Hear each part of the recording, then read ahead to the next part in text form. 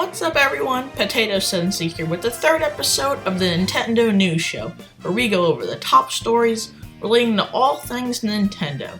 There's been a bunch of big stories floating around, and I think it's the perfect time to discuss them. Enjoy!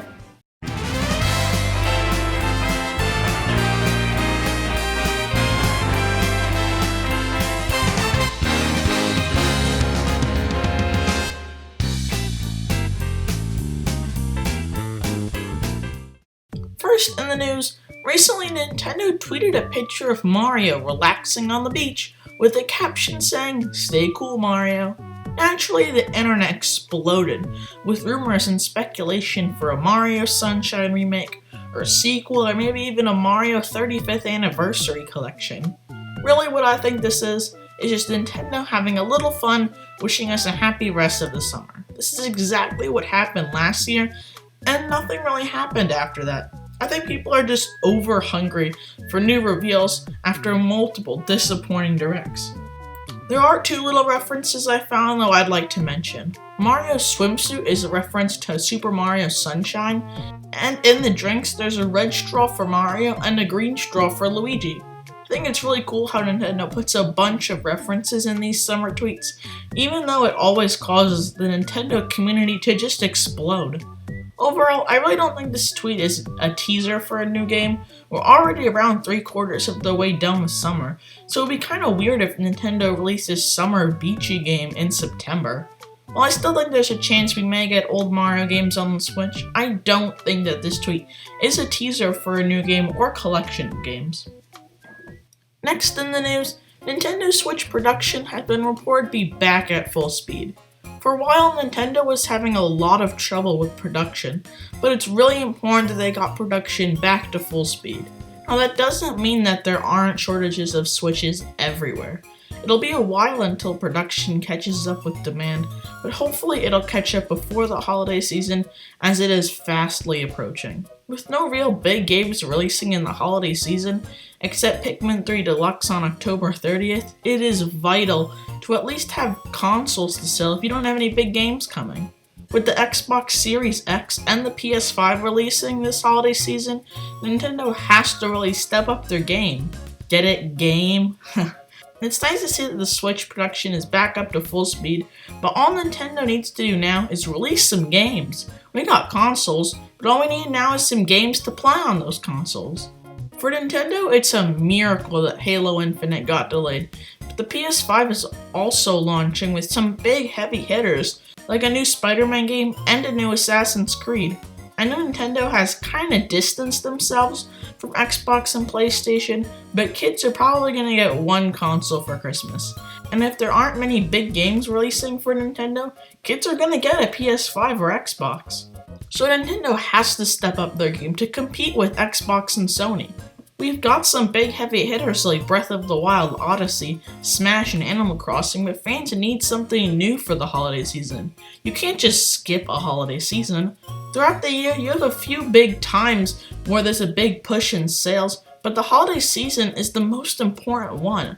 I know the Switch is selling like wildfire, but that won't last forever. The pandemic will end, and Nintendo has to be prepared to release some games. We have so many games on the horizon.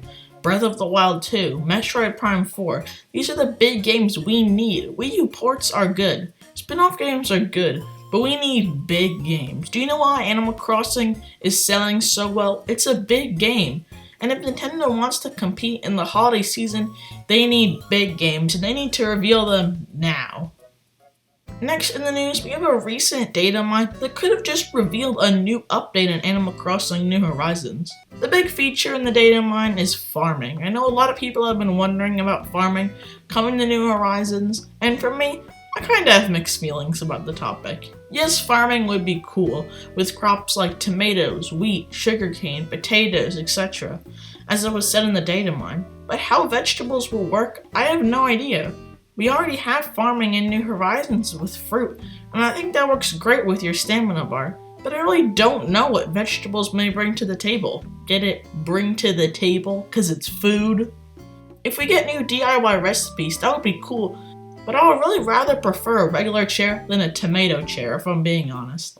The Datamine also addressed sewing and cooking as new features. I think sewing would be neat, how you can make your own shirts, but we kinda already have that with custom designs.